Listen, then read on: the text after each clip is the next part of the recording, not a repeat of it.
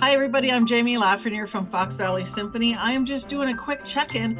Believe it or not, this is the 1 year anniversary we're coming up on of us leaving our stage and our community doing its shutdown for COVID-19. So a lot has changed, a lot has happened in the last year. And I'm here with Curt from the Community Foundation today. Hi, Curt. Hey, Jamie. Thanks for having me. Who knew that we would be talking about this shutdown still a year later? Who I can't imagine that it's still going on. You know, it's a bittersweet 1 year anniversary, and it's shocking to think that we've been at this for a year. Yeah. And kudos to you and your team and so many of the other nonprofit organizations for resiliency and keeping your passion for your mission, because we are coming out of this. This 1 year anniversary is the start of what we hope is a really positive new chapter for the community. Well, we never dreamed that we would have to, still be shut down a year later, but we all have been finding ways of still following our mission and still doing what's true to our hearts. So that's a really good thing. And that's the silver lining, really, is we've really seen our community pull together and support each other. And the Community Foundation, of course, led the charge with that right away in the spring. You started with your Community Response Fund. So can you tell us a little bit about that as we come up on your 1 year anniversary? Yes, the COVID-19 Community Response Fund that we launched together with United Way. We launched it on St. Patrick's Day last year.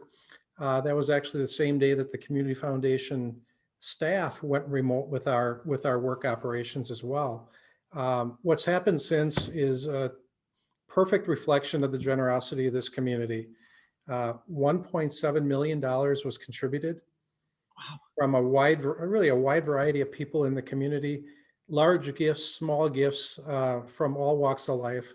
And that's turned into grants to our nonprofit organizations, really the ones that are providing the services on the front lines for basic needs and caring for people. Those grants have totaled more than those grants have totaled more than 1.5 million. Wow. And 106 different nonprofits received them. That is amazing. The community impact of that is incredible. That's incredible.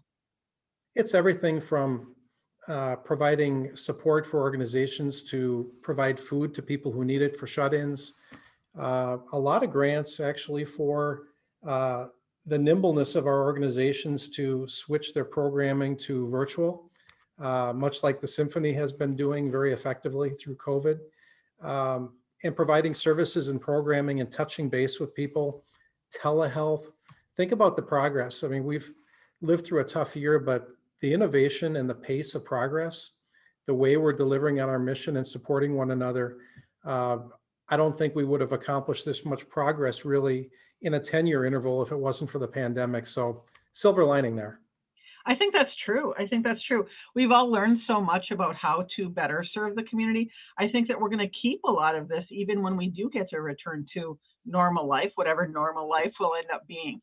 But we can keep some of this innovation. A really good example is Catalpa. When I talk to them, it turns out they're actually serving more people now with their new.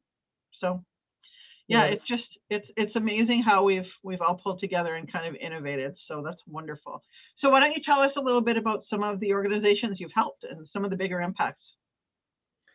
There's, when you talk about basic needs and supporting people, you think about food and shelter first, probably. And some of the organizations like Feeding America that does so much for so many with the pantries, and even, smaller pantries themselves. Dealing with an influx of many multiples of demand from what they would have seen in a normal period. They needed things like refrigeration equipment, and sometimes they had to reconfigure their environments to allow people to be socially distanced and safe when they came in to get their product. Things like that are just creative people responding to an urgent need and doing the right thing. And this generosity of the community allowed them to have the resources to be able to do that. But it really goes far beyond that. You think about the struggles that our housing organizations have, where they're caring for people that don't have a home of their own. They have to provide social distance from one another, even in congregate housing.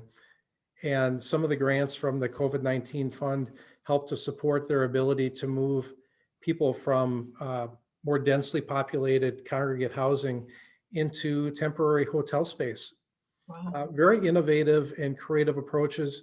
When the need is greatest, people's creativity is the best, and we saw the best. And that's really what I want people to understand, is that not only can some of these folks not shut down, they have to actually ramp up and do more with less.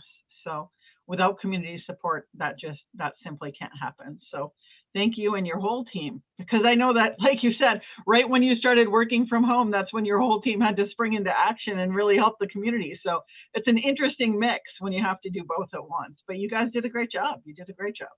Yeah, the team is fantastic. I can't say enough about them, and really the entire nonprofit sector. We're proud of the nonprofit sector here in our region, and people that really are there for the right reasons and they're passionate about service. But everybody dug a little deeper and worked a little harder during this period, and people are being well taken care of in our community, and we're really proud and happy about that. I'm sitting here in a room we call the Founders Room in the Community Foundation, and three of the early founders back in the mid 80s of the Community Foundation are behind me, looking over my shoulder, watching to make sure I'm doing it right. It's a lot of pressure. Yeah. You think about the dreams and aspirations of the people who were the early supporters of the Symphony and the early supporters of the Community Foundation, and how they would look at us today and say, you are really pulling the community together and keeping people hopeful and supportive of one another. And that's what community is all about in the end. And it's happening. You're making it happen, and all the donors and sponsors are making it happen, and all of us couldn't be more grateful. And we are getting there, but we're not there yet. So we're hoping maybe by fall that everything is normal again, as normal as can be.